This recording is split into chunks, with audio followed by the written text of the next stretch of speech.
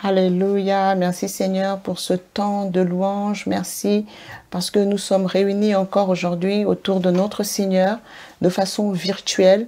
Mais nous sommes tous ensemble pour ce temps de culte. Nous avons passé ce temps de louange tous ensemble et nous allons écouter la parole de Dieu. Bonjour à tous et merci d'être là encore ce matin. En cette période de confinement, notre Dieu est bon, il est présent partout. Et je voudrais qu'on prie pour ce temps de parole. Éternel, notre Père et notre Dieu, nous te rendons grâce, Seigneur, parce que tu es la parole, Seigneur Jésus. La parole est le souffle de Dieu. En elle est la vie, et cette vie est la lumière qui vient à nous éclairer. Et Seigneur, tu sais combien nous avons besoin d'être éclairés par ta parole. Elle est esprit et vie. Et je prie, Éternel, mon Dieu, afin que le Saint-Esprit qui en est l'auteur puisse nous en accorder la révélation, Seigneur, ce matin.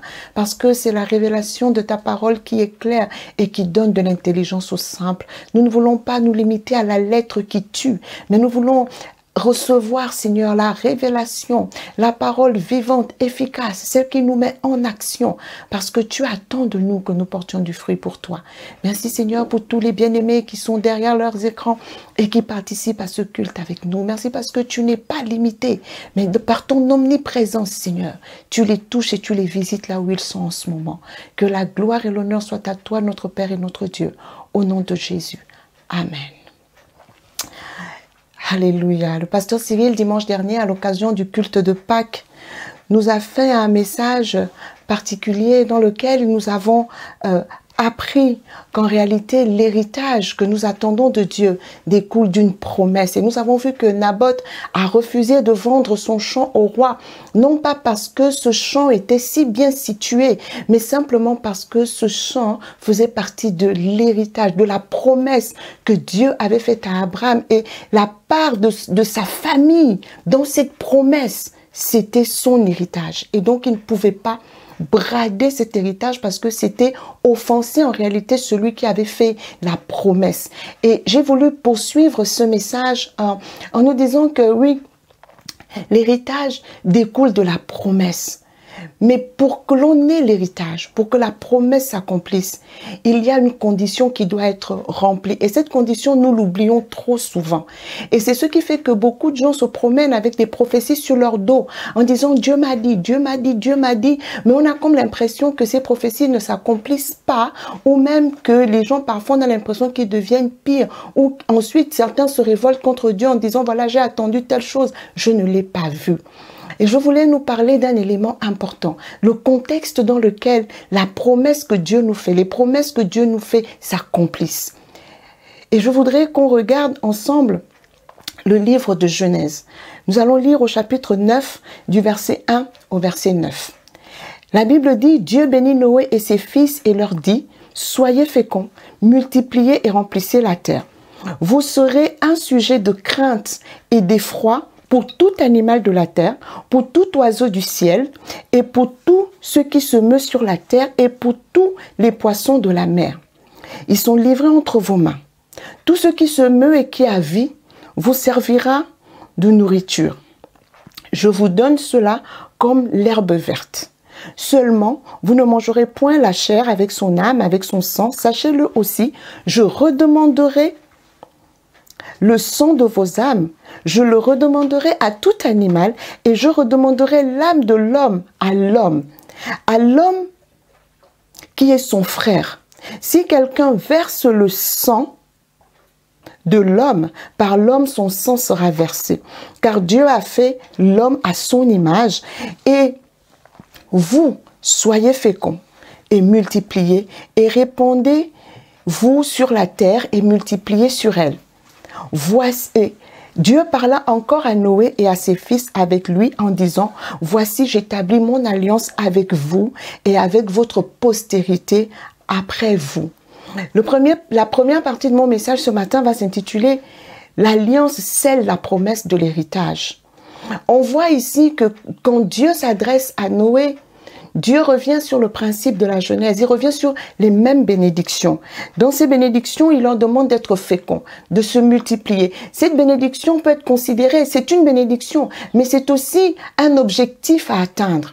c'est aussi une promesse et c'est aussi un héritage. Ils doivent multiplier, ils doivent être féconds, ils doivent remplir la terre. Et Dieu leur fait ses promesses, Dieu les sécurise, Dieu leur dit, il leur donne à manger, il les met dans un contexte où il leur dit, vos vies sont protégées. Et en méditant sur ce message, je me suis rendu compte qu'en réalité, beaucoup de nations sont en difficulté parce qu'elles ne respectent pas la vie humaine. Elles ne respectent pas la vie humaine. Dieu a interdit que l'on verse le sang. Et un sol qui est souillé par le sang des humains ne peut pas recevoir véritablement la bénédiction de Dieu. Parce que Dieu réclame toujours le sang versé. Et c'est ce que Dieu dit ici à Noé. Et donc, cette bénédiction, Dieu la prononce au moment où Noé sort de l'arche. Mais on voit que Dieu ici établit l'alliance avec Noé. Dieu, sa relation avec les hommes s'inscrit toujours dans une alliance. Lorsqu'il établit le mariage est une relation d'alliance entre un homme et une femme. Et quand on parle de l'Église, elle est bien dépeinte dans le Nouveau Testament comme étant l'épouse de Christ. Et donc il y a une alliance entre Christ et l'Église. De tout temps, Dieu établit des alliances. Dieu établit des alliances. Le titre de mon message ce matin, c'est que les promesses s'accomplissent dans l'alliance. Dieu a un dessein éternel pour l'homme, c'est celui de lui faire porter du fruit. Dieu ne nous a pas créés pour que nous soyons oisifs. Et j'ai expliqué dans Femmes chrétiennes leadership féminin dans les détails ce que signifie être fécond ici. Ce n'est pas en rapport avec la fécondité naturelle seulement, mais c'est en relation avec le fait d'abonder en œuvres bonnes, d'être productif, de produire des idées, de produire des œuvres. C'est cela aussi être fécond. Lorsque Dieu dit multiplier, c'est abonder en œuvres bonnes. C'est aussi multiplier notre espèce, certes, mais c'est aussi multiplier dans le sens de croître, dans le sens d'abonder, de devenir grand, de prendre de l'espace. Et ça fait partie du dessein éternel de Dieu pour les humains. Il le dit à la création, il le rappelle à Noé. Et donc, cette bénédiction devient une clause de l'alliance de Dieu, de l'alliance entre Dieu, Noé et sa descendance. La part de Dieu dans cette alliance est une promesse, un engagement. Il s'engage à les protéger, à redemander le sang de l'homme à quiconque le verserait. Et comme je le disais précédemment, les sociétés qui ne respectent pas la vie humaine ne peuvent pas prospérer. Le deuxième point de ce message, c'est que la promesse est un engagement de Dieu, mais pour que les promesses s'accomplissent, il faut être en alliance avec celui qui a fait la promesse. Lorsqu'on lit Genèse 17, les versets 1 à 8, la Bible nous dit, lorsqu'Abraham fut âgé de 99 ans, l'Éternel apparut à Abraham et lui dit, « Je suis le Dieu Tout-Puissant. Marche devant ma face et sois intègre. J'établirai mon alliance entre moi et toi, et je te multiplierai à l'infini. » Abraham tomba sur sa face, et Dieu lui parla en disant, « Voici mon alliance que je fais avec toi. Tu deviendras père d'une multitude de nations. On ne t'appellera plus Abraham, mais ton nom sera Abraham, car je te rends père d'une multitude de nations. Je te rendrai fécond à l'infini. Je ferai de toi des nations, et des rois sortiront de toi. J'établirai mon alliance entre moi et toi, et tes descendants après toi, selon leur génération. Ce sera une alliance perpétuelle, en vertu de laquelle je serai ton Dieu et celui de ta postérité après toi. Je te donnerai à tes descendants après toi le pays que tu habites comme étranger, tout le pays de Canaan, en possession perpétuelle, et je serai leur Dieu. On voit ici que la bénédiction, le fondement sur lequel Dieu établit une alliance avec Abraham, c'est le même qu'avec Noé. Dieu dit à Abraham, comme à Noé, il dit, marche devant ma face, sois intègre.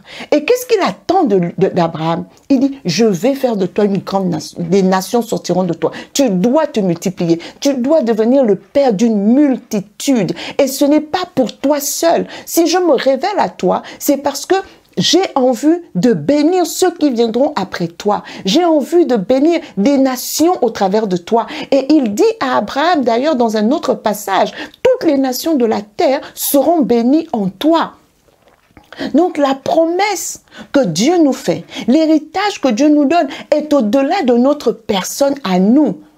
C'est pour cela que c'est erroné de penser que l'héritage que nous laissons, c'est simplement des biens, des maisons qui vont rester à nos enfants les plus proches. Nous laissons un héritage qui doit être éternel. Nous laissons nos valeurs. Nous laissons à nos enfants nos croyances. Nous leur léguons aussi nos alliances. Parce que l'alliance d'Abraham avec Dieu, c'est une alliance perpétuelle de génération en génération. Dieu dit d'ailleurs qu'il garde son alliance jusqu'à la 1000e génération. Et que par ailleurs, ceux qui font de mauvaises alliances, leurs descendants les payent aussi jusqu'à la 4e génération. Donc il faut qu'on fasse attention avec cette notion d'héritage et cette notion d'alliance. Dieu ne nous a pas placés dans le monde pour que nous soyons nombrilistes, que nous ne pensions qu'à nous, que notre personne. Nous sommes là parce que Dieu veut qu'au travers de nous, il y ait quelque chose qui naisse, il y ait quelque chose qui croisse, il y ait quelque chose qui bénisse les autres à l'extérieur de nous, qu'il y ait quelque chose qui bénisse une nation, un peuple, une famille, qu'il y ait quelque chose de Dieu qui se répande sur les autres. Que nous soyons en alliance avec Dieu, et cette alliance avec Dieu-là fait que nous sommes là pour être une source de bénédiction pour les autres. Et donc, Dieu établit cette alliance avec Abraham. Et vous verrez que dans l'alliance est définie comme un pacte entre deux ou plusieurs personnes. Et dans l'alliance, donc, chacun a sa part de responsabilité. L'alliance n'est pas une relation à sens unique. Ce n'est pas une relation où il y en a un seul qui fait. Pour que l'alliance perdure, chacun doit connaître les clauses de l'alliance. Les clauses, c'est quoi? C'est les engagements de chacun dans la relation. Et ici, l'alliance, c'est Dieu qui l'initie. Que ce soit avec Noé, que ce soit avec Abraham, que ce soit avec Adam et Ève, c'est Dieu qui initie la relation. Selon que la Bible nous dit qu'il nous a aimés le premier et que c'est lui qui est venu vers nous. Et le Seigneur nous dit dans l'évangile de Jean chapitre 15 verset 16, ce n'est pas vous qui m'avez choisi, mais c'est moi qui vous ai choisi. Et je vous ai établi afin que vous alliez, que vous portiez du fruit et que votre fruit demeure, afin que tout ce que vous demanderez au Père en mon nom, le Père vous le donne. Donc le Seigneur nous choisit pour le servir. Il nous appelle enfants de Dieu. Il nous restaure. Il nous délivre. Il nous sort du péché dans lequel nous étions. Il nous sort du monde dans lequel nous étions pour que nous puissions porter du fruit. Et pas un fruit passager, pas un fruit éphémère, un fruit qui demeure. Et donc, pour porter ce fruit, il faut être dans une relation d'alliance avec Dieu. Dieu a sa part de responsabilité. Il a dit à Abraham, je te bénirai, je rendrai ton nom grand. Il a dit à Noé, soyez féconds. Il dit, je veillerai, je garderai, je demanderai votre sang à quiconque le versera. Mais quelle est la contrepartie? Qu'est-ce qu'Abraham doit faire? Dieu dit à Abraham, marche devant ma face et sois intègre.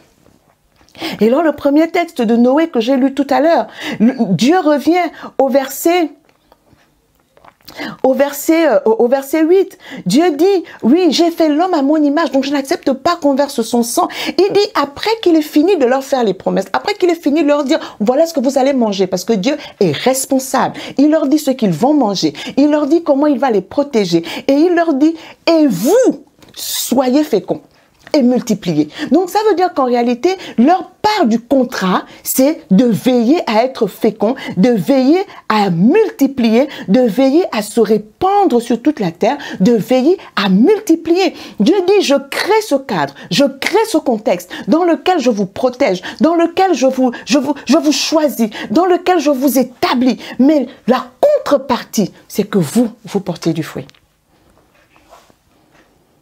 Et nous retrouvons cela dans le Nouveau Testament, dans ce texte de Jean que je viens de nous citer. Ce n'est pas vous qui m'avez choisi, c'est moi qui vous ai choisi. Et je vous ai établi afin que vous alliez, que vous portiez du fruit et que votre fruit demeure. Et il donne une autre clause de l'alliance. Il dit, le fait de porter ce fruit qui demeure, c'est la condition pour que Dieu exauce nos prières. Il dit, afin que tout ce que vous demanderez au Père en mon nom, il vous le donne. Donc l'exaucement à la prière est conditionné par le fait de porter du fruit. Il est conditionné par le fait de respecter les clauses de l'alliance que l'on a avec Dieu. Il ne s'agit pas simplement d'attendre d'avoir des problèmes pour aller prier. Il ne s'agit pas simplement de vivre sa vie comme on pense et croire que Dieu est le distributeur automatique de bénédictions et qu'il suffit qu'on appuie sur le distributeur et il nous donne les bénédictions. Vous savez que quand vous allez à la banque et que vous utilisez votre carte de crédit, votre carte bancaire à un distributeur, vous n'avez pas à dire merci au distributeur parce que le distributeur vous donne l'argent que vous avez travaillé, qui est dans votre compte. Et beaucoup se comportent avec Dieu comme ça. Et donc, du coup, ils ne voient même pas pourquoi ils seraient reconnaissants. Mais nous avons besoin de comprendre que ce que nous sommes appelés à être, dépend de notre attachement à Dieu, de notre fidélité dans l'alliance que Dieu tisse avec nous, que nous tissons avec Dieu. Parce que Dieu, lui, demeure fidèle. Mais c'est souvent de notre côté qu'il y a des infidélités. C'est pour ça que Dieu dit à Abraham, la première chose que Dieu lui dit, il dit, marche devant ma face et sois intègre. Marche devant ma face, sois intègre. Dans ce contexte, voilà la promesse que je te fais. Voilà la promesse que je te fais. Et voici où est-ce que je veux te mener. Et c'est la même chose dans un couple. C'est une relation d'alliance, là où chacun a sa part à faire. Pour que l'alliance soit fonctionnelle, pour qu'il y ait l'harmonie dans la maison. La troisième partie de ce message, c'est que Dieu parle à Abraham d'une alliance qui inclut ses descendants. Mais nous allons voir dans le livre de Lévitique, chapitre 26, verset 42, que Dieu établit encore une alliance avec chacun d'entre eux individuellement. La Bible nous dit dans Lévitique 26, 42, « Je me souviendrai de mon alliance avec Jacob, je me souviendrai de mon alliance avec Isaac et de mon alliance avec Abraham et je me souviendrai du pays. » Vous pouvez aller relire dans la Genèse, vous verrez que Dieu est venu se révéler à Isaac personnellement. Il s'est révélé à Jacob personnellement, en dépit du fait qu'il avait dit à Abraham, « Je bénirai ta descendance. » Et donc, c'est pour dire que chacun de nous doit tisser son alliance personnelle avec Dieu. Même si nous sommes dans l'Église et que l'Église, c'est l'ensemble des croyants, l'ensemble de tous ceux qui reconnaissent Jésus-Christ comme étant le Christ, le Messie, le Fils du Dieu vivant, loin. Ceux qui reconnaissent que c'est pour chacun d'entre eux qu'il est mort à la croix et qu'il est ressuscité. Alors, les bénéfices de son sacrifice, ils viennent dans leur vie. Ils deviennent bénéficiaires du sacrifice des effets du sacrifice de Jésus.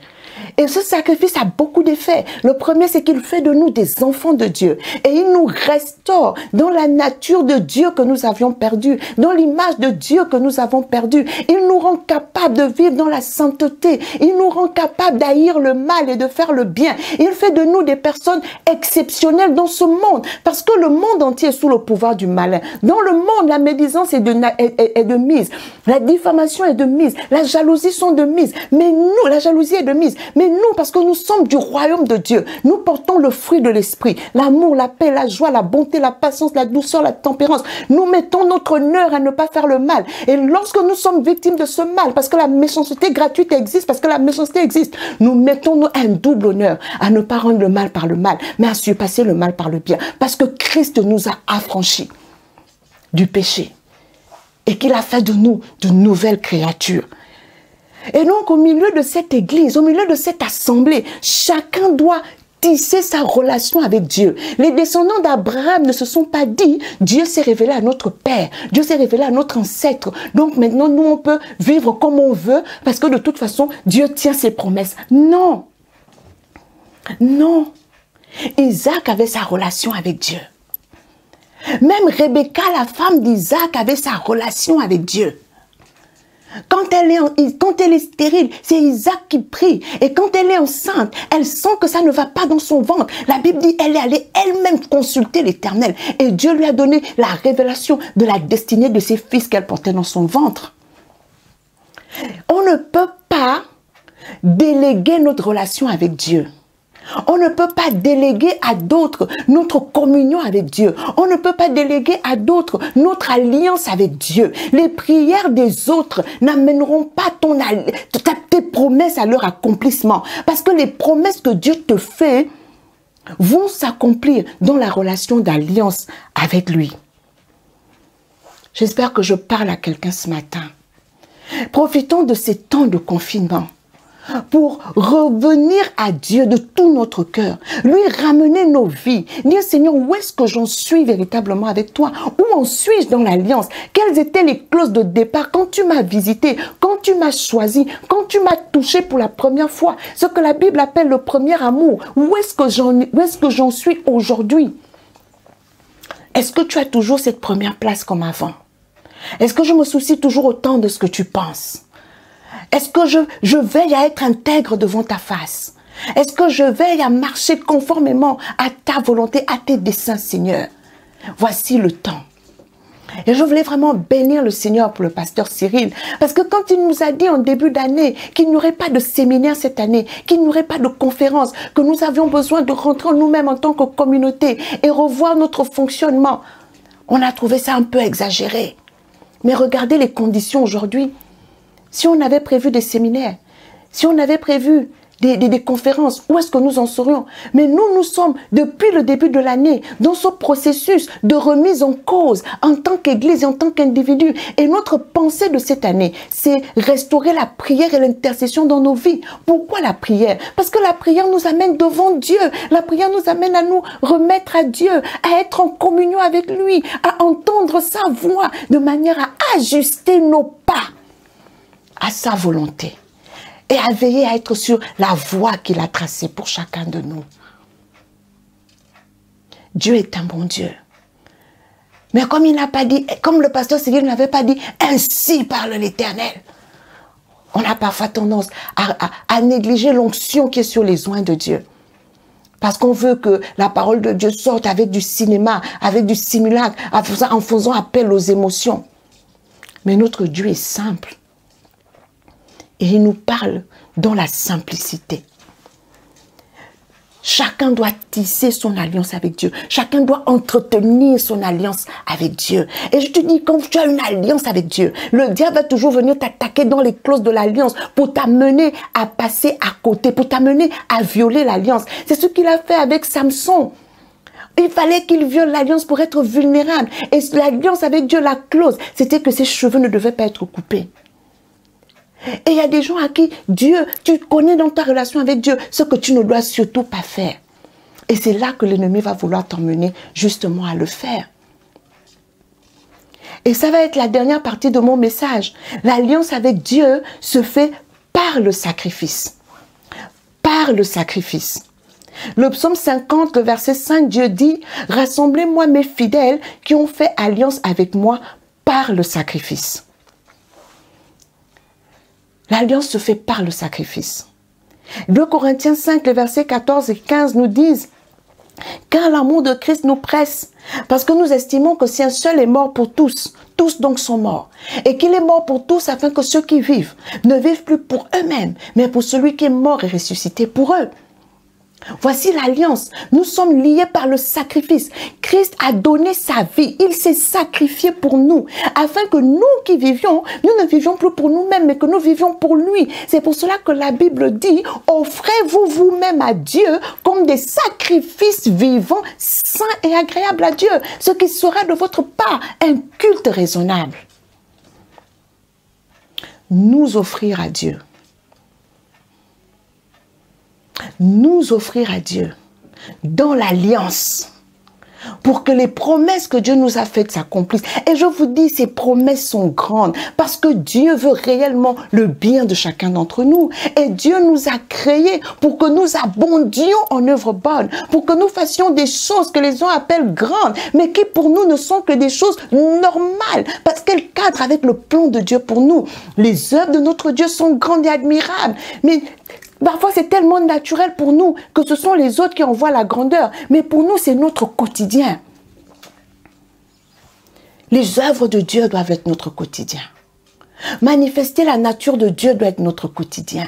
Mais pour que tu manifestes la nature de Dieu, tu vas être poussé à bout, pour montrer que tu as vaincu la colère. Mais tu vas être éprouvé par des choses qui vont vouloir te mettre en colère. Pour montrer à Dieu, pour voir que tu as vaincu la haine. Mais tu vas être confronté à des situations qui peuvent faire naître la haine dans ton cœur. Mais parce que tu es en alliance avec Dieu. Parce que tu es en alliance avec Dieu. Tu sais ce qu'il te faut faire. Tu sais ce que tu ne dois pas faire. Tu sais que tu dois rester intègre. Cette intégrité qui vient d'un cœur pur. Un cœur que seul Dieu est capable de purifier par son Saint-Esprit et par l'attachement à Jésus-Christ. L'alliance. L'alliance. Dieu tient ses promesses. Dieu tient ses promesses. À nous de tenir notre part dans l'alliance. À nous de faire ce que nous avons à faire.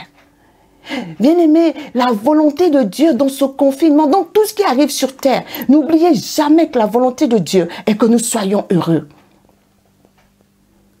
Dieu ne nous a pas créés pour que nous soyons malheureux sur la terre. C'est pour cela qu'il a appelé le jardin dans lequel il a placé l'homme et la femme au commencement, le jardin d'Éden. Ce jardin était placé en Éden, dans un lieu de délice. Le Seigneur veut que nous soyons heureux. Mais parce que le péché est rentré dans le monde, comme je vous l'ai dit, il y a des circonstances qui deviennent pénibles, des circonstances qui deviennent difficiles. Mais au milieu de toutes ces difficultés, l'Éternel est celui qui nous garde. Chacun de nous doit vivre véritablement pour Christ. Mais quelles sont les clauses de ton alliance personnelle avec Dieu? Il y a les alliances de tout le monde, mais pour toi, quelles sont les clauses de ton alliance à toi avec Dieu?